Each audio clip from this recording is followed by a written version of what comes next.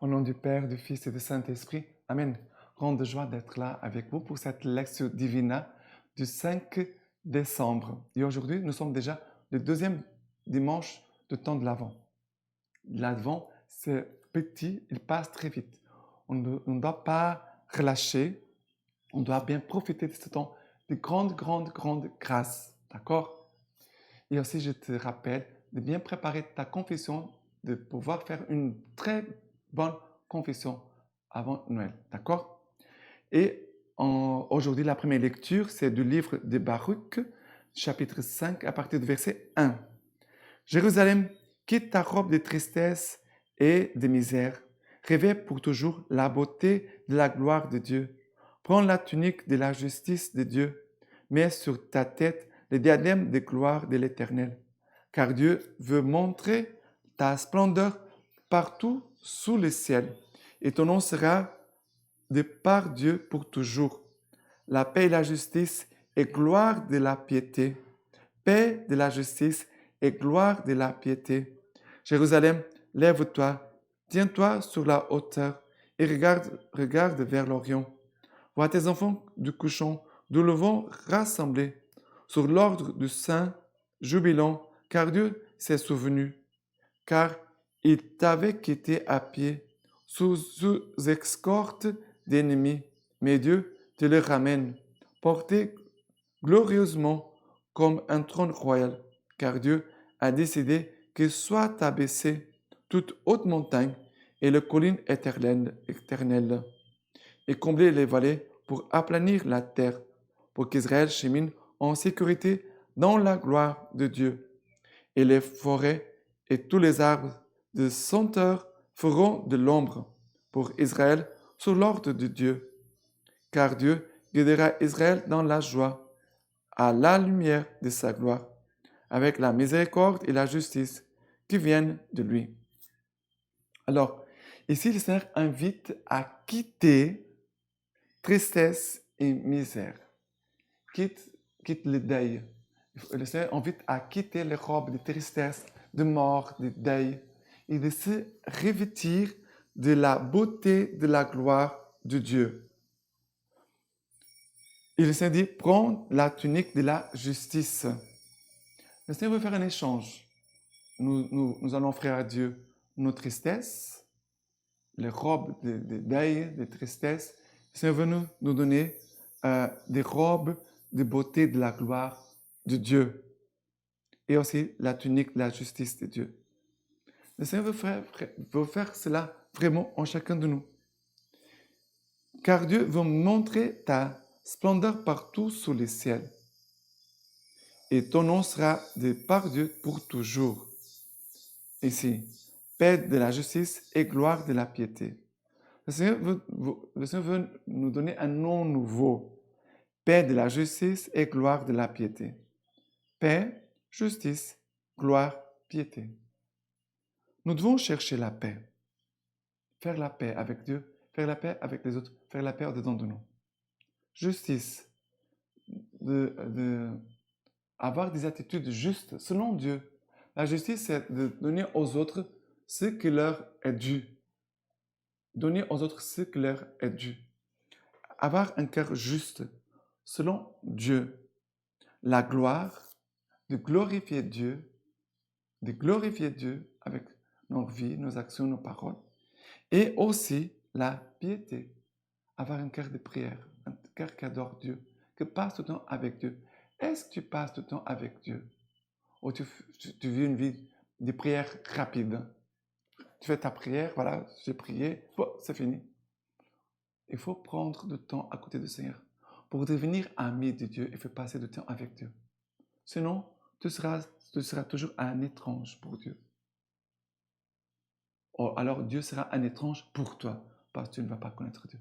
Tu ne passes pas de temps avec Dieu. Et bon, là, la parole de Dieu, elle a beaucoup de choses. Elle nous invite à regarder vers l'Orient. Orient, ça veut dire vers le soleil qui se lève. Regarde vers la lumière. Là, la nuit qui tombe, le jour qui commence, qui se lève. Il veut éclairer. Il veut que tu regardes vers la lumière. Et après, il va dire,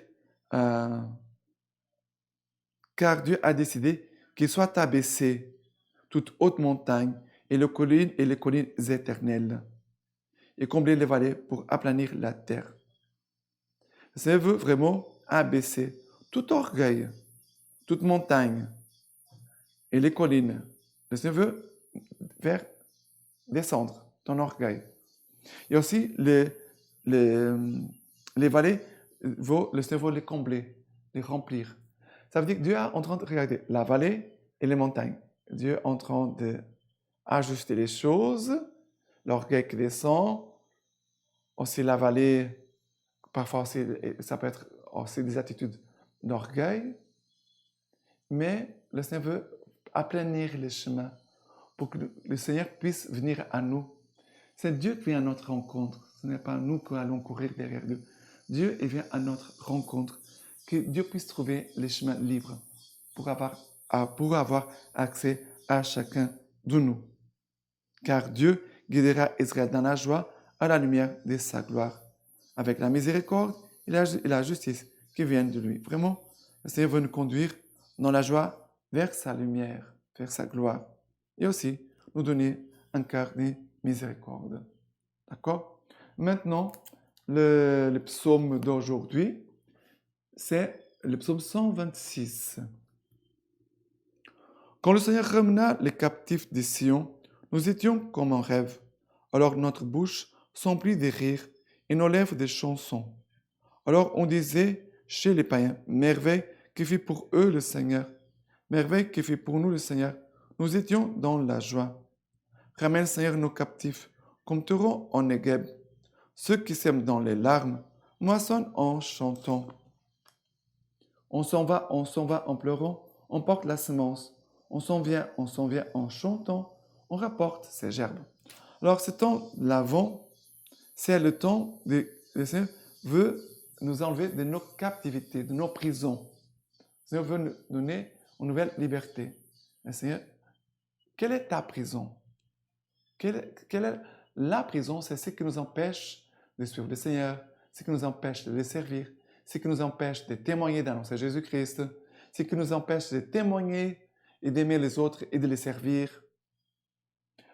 Nos prisons, c'est ce qui nous empêche d'améliorer. On peut avoir une maison pauvre, oui, mais elle est en ordre, elle est propre. J'ai ma petite chambre, mais tout est en ordre, bien rangé. Si les choses n'ont pas de la beauté ni de l'ordre, ça veut dire que tu es dans une prison. Si tu ne te confesses pas, tu es dans une prison. Si tu n'arrives pas à vraiment être libre pour aimer les autres, pour les servir, tu es dans une prison. Il faut demander à l'Esprit Saint qu'il te montre quelle est ta prison où tu as besoin d'être délivré. Et en même temps, le Seigneur veut nous donner cette liberté pour s'aimer, même si on s'aime parfois avec des larmes. Et il dit, ce qui s'aime dans les larmes, moi, c'est en chantant. Parfois, quelqu'un qui veut témoigner de Jésus, qui veut servir le Seigneur, et parfois peut même être persécuté, mal compris par les siens. La personne pleure. Mais le Seigneur te dit, tu sèmes dans les larmes, tu vas moissonner dans les chants, dans la joie. D'accord?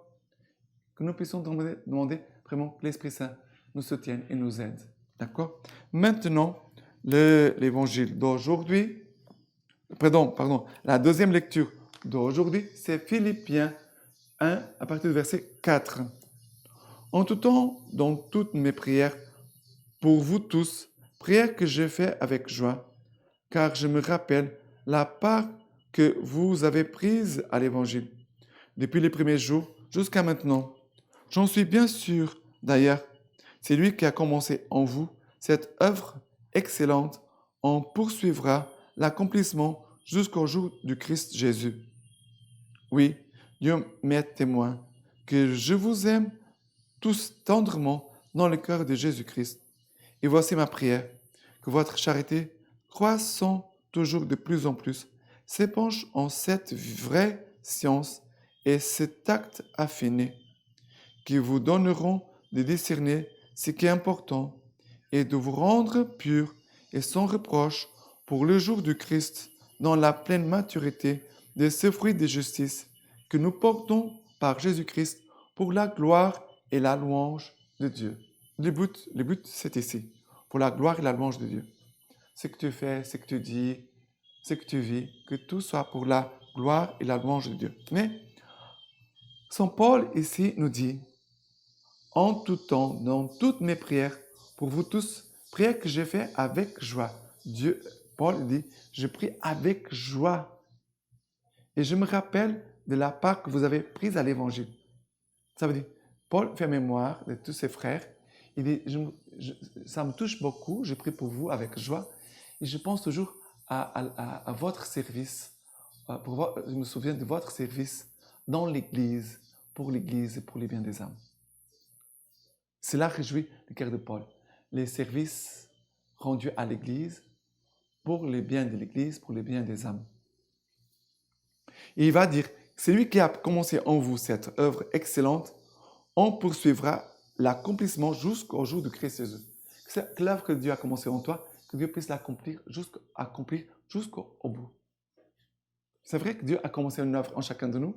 Nous devons supplier, Seigneur, ne laisse pas ton œuvre inachevée. Accomplis en moi ton œuvre. Accomplis en moi ton œuvre. Et après, il va dire, Saint Paul, c'est beau. Dieu m'est témoin que je vous aime tous tendrement dans le cœur de Jésus. Est-ce qu'on peut dire ça? Est-ce que je peux dire ça et les autres vont le croire? Je pense déjà dans ta maison, là où tu habites. Est-ce que les gens se sont aimés par toi? Est-ce qu'ils sentent et voient en toi l'amour du Christ ou pas?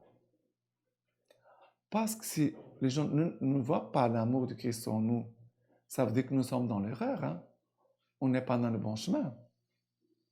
Les gens, on doit montrer l'amour du Christ. Ce n'est pas obligatoire que tout le monde doit le voir, mais de ton côté, qu'est-ce que tu veux vivre? Tu veux montrer cet amour du Christ. Comme Paul dit, je vous aime tous d'un amour tendrement dans le cœur du Christ Jésus.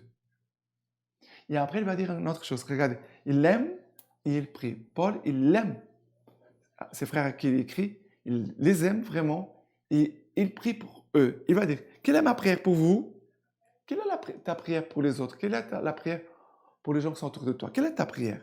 Il va dire, la prière de Paul, c'est que votre charité, croissant toujours de plus en plus, s'épanche en cette vraie science et cet acte infini que vous donneront de discerner ce qui est important et de vous rendre pur et sans reproche pour le jour du Christ, dans la pleine maturité de ce fruit de justice que nous portons par Jésus-Christ. Il dit ici sa prière. Il dit, la charité puisse grandir, que vous puissiez grandir aussi dans cette science de l'amour du Christ, que cette science de l'amour et cette science, ça veut dire la connaissance du Christ et de ses paroles, puisse produire en nous le discernement qui va nous rendre purs et sans reproche pour le jour du Seigneur. Voilà, et dans cette pleine maturité, voilà. Et maintenant aussi, l'évangile d'aujourd'hui, c'est Luc chapitre 3, à partir du verset 1. L'an 15 du principat de Tibère César, Ponce Pilate, étant gouverneur de Judée, Hérode, tétrarque de Galilée, Philippe, son frère, tétrarque du pays d'Idurée et de Traconitide, Lysanias, tétrarque d'Abilène, sous le pontificat d'Anne et Caïphe. La parole de Dieu fut adressée à Jean, fils de Zacharie, dans le désert. Et il vint dans toute la région de Jourdain proclamer un baptême de repentir pour la rémission des péchés, comme il est écrit au livre des paroles d'Isaïe les prophètes. Voix de celui qui crie dans le désert, préparez les chemins du Seigneur, rendez droits ses sentiers, tout ravin sera comblé, et toute montagne et colline sera abaissée.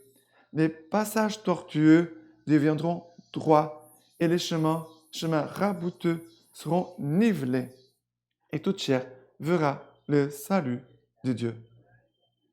Et Jean le Baptiste, il annonce un baptême, il proclame un baptême de repentir pour la rémission des péchés. Est-ce que tu es en train de faire des efforts de repentir dans ta vie? Tu fais des efforts de conversion ou pas? Quels sont les péchés que tu es en train de faire des efforts de conversion pendant ce temps de carême? Un péché, un effort de conversion sur un péché. Il faut travailler, il faut combattre un péché. D'accord? Et après, il va parler de ces chemins qui doivent être vraiment nivelés, bien droits, pour aller droit vers Dieu. Il y a des gens qui perdent beaucoup de temps, des chemins tortueux, et comme ça, à droite et à gauche. Ce sont des gens qui perdent du temps. Ils perdent le temps, ils se dépensent, ils sont fatigués, parfois tristes. Mais le Seigneur veut te donner un chemin droit pour avancer rapidement. Et tu ne le vois pas. Bien sûr ce n'est pas je demande et tout est fait. Non. Il y a toujours le travail à Dieu. Le Seigneur nous donne la grâce, mais il faut la main au travail.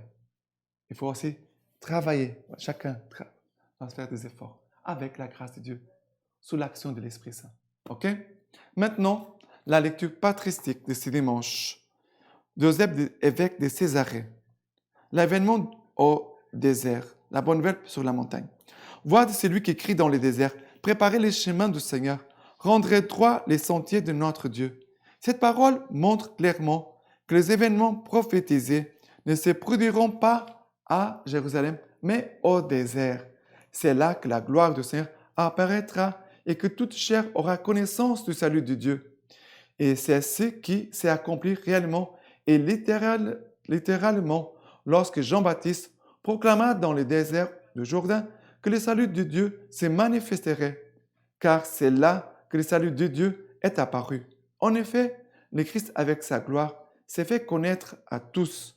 Lorsqu'il eut été baptisé, le Saint-Esprit descendit sur lui sous la forme d'une colombe et y demeura. Et la voix du Père lui rendit témoignage. Celui-ci est mon Fils bien-aimé, écoutez-le. Le prophète parlait ainsi parce que Dieu devait résider dans le désert qui est inaccessible au monde. Toutes les nations païennes étaient désertées par la connaissance de Dieu et toutes étaient inaccessibles aux justes et aux prophètes de Dieu. C'est pour cela que cette voix ordonne de préparer le chemin au vers de Dieu et de rendre unie la route inaccessible et raboteuse afin que notre Dieu, en venant résider chez nous, puisse y avancer. Monte sur une haute montagne, toi qui portes la bonne nouvelle à Sion. Élève la voix avec force, toi qui portes la bonne nouvelle à Jérusalem. Ces paroles s'accordent tout à fait avec le sens de celles qui ont précédé et elles ont raison de mentionner les évangélistes, les porteurs de la bonne nouvelle, car elles annoncent aux hommes la bonne nouvelle de l'avènement de Dieu, après avoir parlé de la voix qui crie dans le désert. En effet, la parole concernant les évangélistes du Sauveur vient à la suite de la prophétie concernant Jean-Baptiste. Qui donc est cette Sion, sinon très certainement celle que les anciens appelaient Jérusalem? En effet, était bien une montagne, comme le montre cette affirmation de l'Écriture. La montagne de Sion, où tu fis ta demeure. Et l'apôtre, vous êtes venus vers la montagne de Sion. N'est-ce pas une façon de parler qui désigne les groupes des apôtres choisis dans le peuple ancien, dans le peuple de la circoncision? Tel est en effet Sion ou Jérusalem, qui a reçu un héritage, le salut de Dieu, et qui elle-même est située sur la hauteur, sur la montagne même de Dieu, c'est-à-dire sur le Verbe, son Fils unique. Il lui ordonne de monter sur la haute montagne pour annoncer la bonne nouvelle du salut. Or, quel est celui qui annonce la bonne nouvelle, sinon le groupe des évangélistes? Et qu'est-ce qu'évangéliser? C'est proclamer à tous les hommes et avant tout aux cités de Juda l'avènement du Christ sur la terre. Maintenant, je vous laisse la bénédiction du Seigneur par les mains toutes pures de la Vierge Marie. Que le Dieu Tout-Puissant vous bénisse et vous garde, le Père, le Fils et le Saint-Esprit. Amen.